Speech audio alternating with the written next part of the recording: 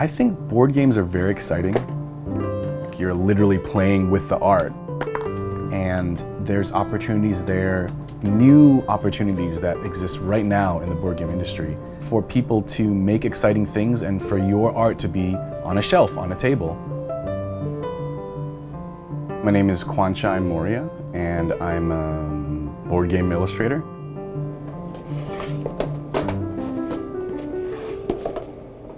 I'm designing the tabletop experience from the ground up, along with the graphic designer. Not only am I designing, let's say, like the board art or the cards, but oftentimes there's little figurines or cutouts of square, out of wood, and there's all kinds of things that publishers are doing, especially nowadays, to make their games look different and exciting. It's not just cards and boards anymore. There's plastic and wood and all kinds of, using the box to create something. There's a lot of exciting ways to illustrate in board games. This is pretty much most of the main stuff that I've done as an illustrator. I think this is like 40-something board games. I got my first gig through Board Game Geek. It's kind of the hub of all things board game and the source of a lot of people's hobby. When I started getting into board games, there were some games that were out of print. They'd been made in the 70s or 80s, and I thought, what I'm gonna do is make my own version, do all the art, and make these PDFs people can just print out and play the game. This was one of the first things I'd done. This was the original Catacombs art, kind of like black and white drawings, and then I posted this version. And then a year later, the company reached out to me and they had seen this on Board Game Geek and said, would you be interested in illustrating the third edition of Catacombs? And that led to where I am now.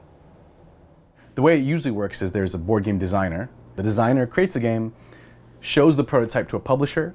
The publisher signs the game with the designer and then hunts for a graphic designer and an illustrator, which is me. So this is a good example of what I get from the publisher. It's just someone else's box painted black. And then inside is a prototype which contains the essential mechanics of the game. Circular discs that have some kind of, that represent fish. And then there's a board here, which is just a grid. And so that's the cover I did. I wanted to have like a deep sea fishing kind of epic. And this, I put thick paint onto a board and just smeared it around to look like the ocean and then scanned it. I've learned that in board games, the more it feels less digital, the more appealing it is. I was a painter first.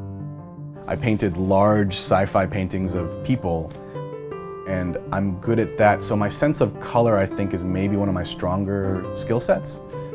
I like to make covers on board games extremely contrasting, very punchy and loud, because in the board game world, shelf presence and table appeal are very important. I think the reason board games have grown as an industry is in response to an over-digitalization of our world. Something about touching and moving these objects that are designed with wood and cardboard and beautiful illustrations is really compelling to me.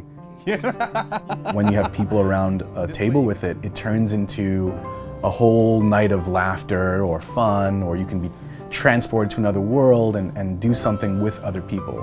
The use of screens that have just like jammed into our world in the last 10 years, I think have really caused a reaction for people to go outside more, do outdoor stuff, and play board games.